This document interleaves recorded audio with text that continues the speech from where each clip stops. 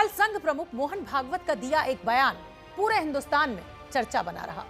बयान कुछ ऐसा था कि हिंदू और मुसलमान दोनों एक ही हैं, दोनों का डीएनए एक है। बस फिर क्या था।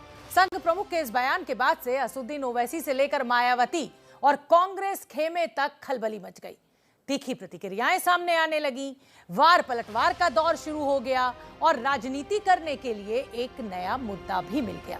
पर सार यह है कि वार पलटवार के इस पूरे खेल के केंद्र में अगले साल होने वाले उत्तर प्रदेश के चुनाव हैं। तो चलिए भारत की बात में आपको दिखाते हैं भाईचारे की भागवत कथा का सियासी सत्य क्या है। हिंदू मुसलमान एकता, इनको जोड़ना क्या, ये जुड़े हुए हैं। हम भारत के सब लोगों का डीएनए समान है। हिंदू मुसलमान एकता, हमारा तो विचार ऐसा है कि ये शब्द ही बड़ा भ्रामक है। एकता की बात भारत का संविधान करता है, हिंदुत्व नहीं करता है। भारत का संविधान में इंक्लूसिवनेस है। हिंदुत्व एक एक्सक्लूसिव आइडियोलॉजी है जो मोहन भागवत और आरएसएस पिछले 90 साल से उस पर अमल कर रही है। आरएसएस प्रमुख देश की राजनीति को विभाजनकारी बताकर जो कोस रहे हैं, ये ठीक नहीं है। ये जो गुमराही गैंग है, इस गुमराही गैंग के पेट में दर्द होगा। ओवैसी स्वयं बता दें कि मोहन भागवत जी ने जो कहा है कि हिंदू और मुसलमानों का डीएनए एक है, उसमें उन्हें क्यों आपत्ति? ये सिर्फ लिप सर्विस है। देश की जनता की आंखों में धूल झोंकी जा रही है। ये ओवैसी ऊपर से बड़ा खूबसूरत आदमी है, लेकिन दिल उतना ही काला, वो जिन्ना के जिन से परेशान। मोदी जी उन सभी लोगों से मिले हुए हैं जो कि धर्म के नाम पर समाज को बांटते हैं। देश देख रहा है कि आरएसएस प्रमुख मोहन भागवत के एक बयान के बाद कैसा राजनीतिक उबाल आ गया है। बयान भी तो हिंदू और मुसलमान को लेकर दिया गया था, जिसके बाद सियासी वोल्टेज इतना हाई है कि हर तरफ बयान बहादुरों की कतार लगी दिख रही है। दे रहा है, सुधार है मोहन भागवत जी। कांग्रेस की भूमिका पहले से ही स्पष्ट थी कि हिंदुस्तान का हर इंसान का डीएनए एक ही है, वो कोई भी धर्म का हो, कोई भी मजहब का हो। आज मोहन भागवत जी को पता चला तो निश्चित रूप से उसका हम स्वागत करते हैं। मोहन भागवत साहब ने जो बात कही है सही है, ये बात कोई गलत नहीं। हम सब भारतीय हैं, हमारा डीएनए एक है। अगर हम सब भारत के नागरिक है, भारतवासी है, तो यहाँ धर्म का और जात का प्रश्न आता है कहाँ? मानो एक झटके में सारे समीकरण बदल दिए गए हों। ये तय करना मुश्किल हो गया हो कि प्रतिक्रिया का तेवर कैसा रखा जाए। वैसे बयान का स्वागत करने वालों की भी कमी नहीं है। जिस तरह से सभी को लेकर चलने की बात और सब एक होने की बात, भारत और भारतीयता की जो बात कही है, ये बहुत मुबारक बात है। आज जिस तरह किसने क्या कहा, किसने क्या सुना और हर बयान के राजनीतिक मायने क्या हैं, इस पर तफसील से चर्चा होगी। लेकिन सबसे पहले टीवी स्क्रीन पर घूमते इन चेहरों को देखिए। बस सारी कहानी इसी में सिमटी हुई है। सबकी निगाहें मछली की आंख की तरह उत्तर प्रदेश चुनाव पर टिकी हैं। मोहन भागवत के दिए बयान से मायावती से लेकर अखिलेश यादव तक और कांग्रेस से लेकर असदुद्दीन ओवैसी तक नफे नुकसान का गणित लगाने में जुटे हैं और इसी गणित के बाद हर खेमे से प्रतिक्रिया सामने आ रही है। ये सुनने को तो बात अच्छी लगती है, लेकिन भारतीय जनता पार्टी हो या आरएसएस हो, इनकी कथनी और करनी में बड़ा फर्क है। तो चलिए सबसे पहले बात मोहन भागवत के बयान की, जिसने यूपी में चुनाव से 6 महीने पहले राजनीतिक पारे को चढ़ा दिया है। दिन रविवार था और जगह उत्तर प्रदेश का गाजियाबाद, जहां संघ प्रमुख मोहन भागवत एक किताब के विमोचन के लिए मौजूद थे। खास बात यह है कि द मीटिंग ऑफ माइंड्स नाम की जिस किताब के लॉन्च में संघ प्रमुख मोहन भागवत पहुंचे थे, वो डॉक्टर ख्वाजा इफ्तिकार अहमद ने लिखी है। और इसीलिए मोहन भागवत ने अपने भाषण की शुरुआत में ही सफाई देते हुए कहा कि इस किताब का अनावरण वो अपनी इमेज बदलने के लिए बिल्कुल नहीं कर रहे हैं। ये कोई इमेज मेकओवर का एक्सरसाइज नहीं है। पहली बात, संघ क्या है, 90 वर्षों से पता है लोगों को, वही संघ है। और संघ को इमेज की कभी परवाह रहेगी, क्योंकि हमको बाकी कुछ करना नहीं, सबको जोड़ना है, अच्छा काम करना है, तो रूप बदल के जाने की जरूरत हमको नहीं पड़ती। इसके बाद मोहन भागवत ने वो बयान दिया जो मुसलमानों के हित और उनके मुद्दों की राजनीति करने वालों को रास नहीं आया। एक दिल से आह्वान है कि भाई हम एक है, हमको एक होना है। हिंदू मुसलमान एकता, हमारा तो विचार ऐसा है कि ये शब्द ही बड़ा भ्रामक है। ये दो है ही नहीं, एकता की बात क्या है? इनको जोड़ना क्या है? ये जुड़े हुए हैं, ये जुड़े हुए हैं। और ये जब मानने लगते हैं कि हम जुड़े हुए नहीं हैं, तब दोनों संकट में पड़ जाते हैं। मोहन भागवत ने तो यहाँ तक कह दिया कि हिंदू और मुसलमान का तो डीएनए एक ही है। हम समान पूर्वजों के वंशज हैं, और ये विज्ञान से भी सिद्ध हो चुका है। 40,000 साल पूर्व से हम भारत के सब लोगों का डीएनए, सब लोगों का निरपवाह डीएनए समान है। इस आधार पर आरूढ़ होकर हम जब विचार करते हैं तो मन में अपनापन आता ही है। उस अपनेपन के आधार पर एकता होती है। जिस देश में धर्म राजनीति का आधार बना हो, जहां जाति के आधार पर वोट पड़ते हों, वहां हिंदू और मुसलमान का डीएनए एक है, ऐसा बयान संघ की तरफ से आए तो राजनीतिक उथल-पुथल मचना बेहद स्वाभाविक है। देश में उत्तर प्रदेश से लेकर गुजरात तक लिंचिंग जैसी घटनाओं ने हिंदू मुसलमानों के बीच लकीर खींचने का काम किया है, लेकिन अपने बयान में मोहन भागवत ने जब लिंचिंग की आलोचना की तो AIMIM प्रमुख असदुद्दीन ओवैसी ने इस पर मोहन भागवत से ही सवाल पूछ लिए। हिंदुस्तान हिंदू राष्ट्र है, गौ माता पूज्य है, लेकिन लिंचिंग करने वाले ये हिंदुत्व के खिलाफ जा रहे हैं। वो आतताई है। कानून के जरिए उनका निपटारा होना चाहिए, क्योंकि ऐसे केसेस बनाए भी जाते हैं तो बोल नहीं सकते आजकल कहाँ सही है कहाँ गलत है, लेकिन कानून को अपना काम करना चाहिए। हमारा मानना यह है कि आरएसएस अगर मानती है कि मुसलमानों का लिंचिंग हो रहा है तो क्यों हो रहा है, करने वालों का क्या ताल्लुक हिंदुत्व की आइडियोलॉजी से है या नहीं। इधर आरएसएस प्रमुख लिंचिंग के कसूरवारों के खिलाफ कानूनी कार्रवाई की वकालत कर रहे थे, और दूसरी तरफ हरियाणा के बीजेपी प्रवक्ता सूरजपाल अम्मू ने हिंदू मुसलमान की भावनाएं भड़काने वाला बयान दे दिया। परंतु झुकने की जरूरत नहीं। अगर हम सारे के सारे बैठ गए हाईवे के ऊपर तो क्या होगा? कानून 2 मिनट के अंदर बनेगा। हम दो, हमारे दो। इस बयान ने ओवैसी के हाथ में मानो हमला करने का नया हथियार दे दिया। क्या आरएसएस उन लोगों का ओपनली कंडेमनेशन करेगा जिन्होंने पीलू खान को मारा, रकबर को मारा, अलीमुद्दीन को मारा और आपके अखलाक को मारा, आसिफ को मारते हैं, और महापंचायत करके बीजेपी का स्पोक्सपर्सन कहता है कि क्या हम इनको मर्डर भी नहीं कर सकते?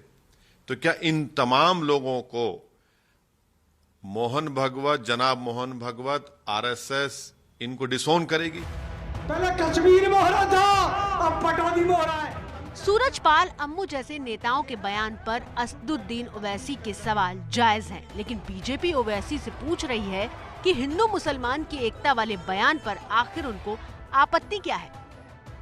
ओवैसी जिस राजनीति को आगे बढ़ाना चाहते हैं उसमें विभाजन है, वैमनस्य है और तुष्टीकरण है। इसीलिए वो जब भी एकता की बात होती है, सद्भाव की बात होती है, जोड़ने की बात होती है, तो ओवैसी उसे मुसलमानों पर हमला समझते हैं। ओवैसी स्वयं बता दें कि मोहन भागवत जी ने जो कहा है कि हिंदू और मुसलमानों का डीएनए एक है, उसमें उन्हें क्यों आपत्ति है? हिंदुस्तान के कोने कोने में मैं जाऊंगा। राजनीति भी बड़ी दिलचस्प चीज का नाम है। ओवैसी जो मुसलमानों के हक की आवाज बुलंद करने के लिए जाने जाते हैं, बीजेपी सांसद राकेश सिन्हा के मुताबिक ओवैसी के पूर्वज ब्राह्मण थे और उनका धर्मांतरण किया गया था।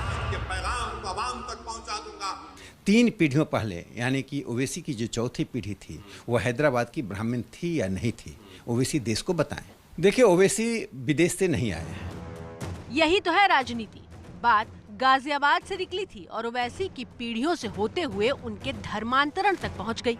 और ऐसा इसलिए भी हो रहा है क्योंकि असदुद्दीन ओवैसी यूपी में योगी सरकार को चुनौती दे रहे हैं। और ये वो चुनौती है जिसे ओवैसी पहले दे चुके हैं, लेकिन चर्चा में अब है। इंशाअल्लाह दोबारा योगी को उत्तर प्रदेश का मुख्यमंत्री नहीं बनने देंगे, नहीं बनने देंगे।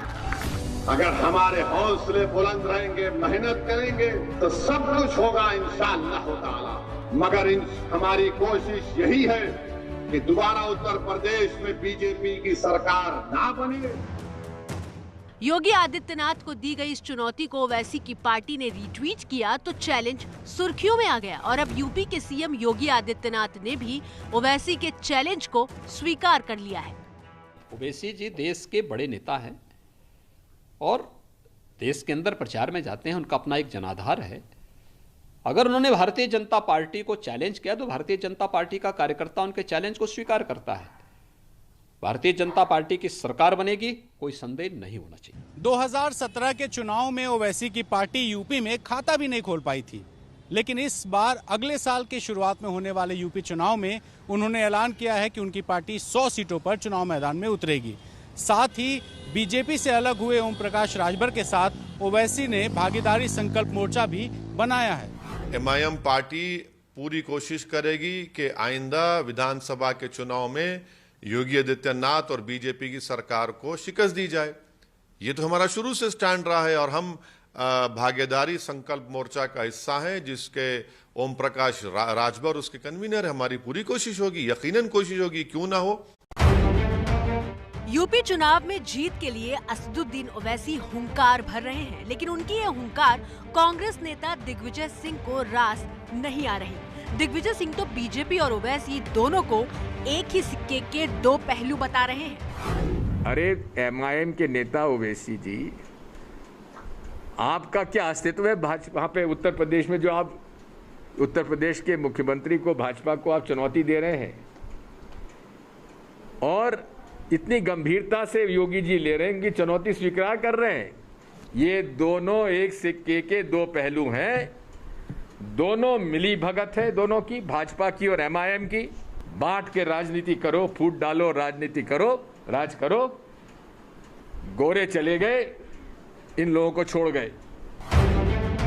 कांग्रेस के वरिष्ठ नेता दिग्विजय सिंह के बयान में ओवैसी और बीजेपी के लिए ये कड़वाहट इसलिए है क्योंकि कांग्रेस से लेकर ओवैसी तक की नजर यूपी के मुस्लिम वोटरों पर है।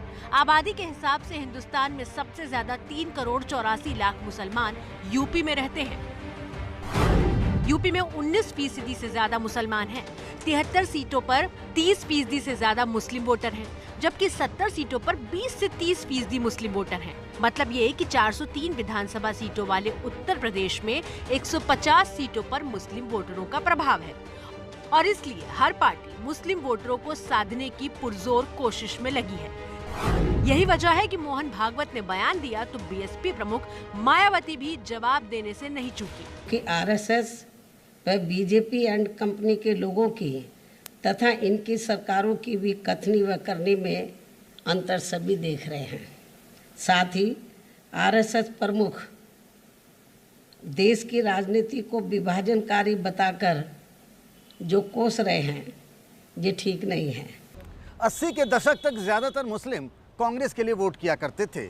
90 का दशक आते आते अधिकतर मुसलमान जो हैं वो समाजवादी पार्टी के साथ चले गए। मुस्लिम वोट के लिए समाजवादी पार्टी, बीएसपी और कांग्रेस लगातार कोशिशें करते रहते हैं। अब चौथा प्लेयर मैदान में उतरा है, वो है असदुद्दीन ओवैसी की पार्टी AIMIM।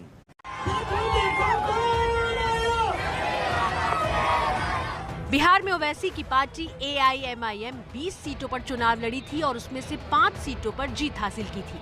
बिहार में मिली कामयाबी से उत्साहित होकर ओवैसी यूपी में भी वो ही कहानी दोहराना चाहते हैं। हालांकि यहाँ इस बात का जिक्र करना नहीं भूलना चाहिए कि आरएसएस प्रमुख मोहन भागवत के जिस बयान को लेकर बवाल मचा और जिसे यूपी में चुनाव से जोड़कर देखा जा रहा है, उस बयान को देने से पहले ही मोहन भागवत ने साफ कर दिया था कि वो मुस्लिम वोट पाने के लिए ये सब नहीं कर रहे हैं। अगले चुनावों के लिए मुसलमानों के वोट पाने का भी प्रयास नहीं है, क्योंकि हम उस राजनीति में नहीं पड़ते। वोट की राजनीति, पार्टी पॉलिटिक्स इसमें हम लोग नहीं पड़ते। वैसे राजनीति का एक नियम तो ये भी कहता है कि जो दिखता है वो पूरा सच नहीं होता और जो कहा जाता है वो तो बिल्कुल ही पूरा सच नहीं होता।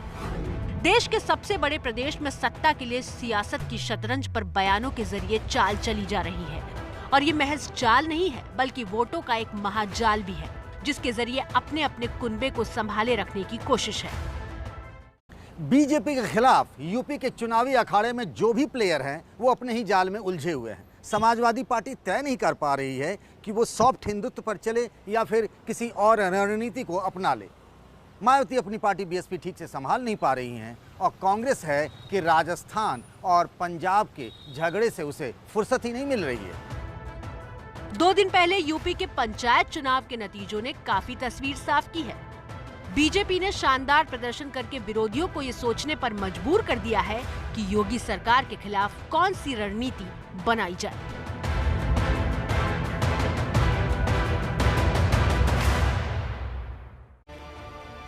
सियासत की शतरंज का बाजीगर कौन बनेगा ये तो वक्त बताएगा। फिलहाल बयानों की बाजी से सत्ता के लिए समीकरण बिठाए जा रहे हैं और अपने अपने हिसाब से बयानों का मतलब भी निकाला जा रहा है। तो भारत की बात में आज इतना ही। मुझे दीजिए इजाजत। नमस्कार।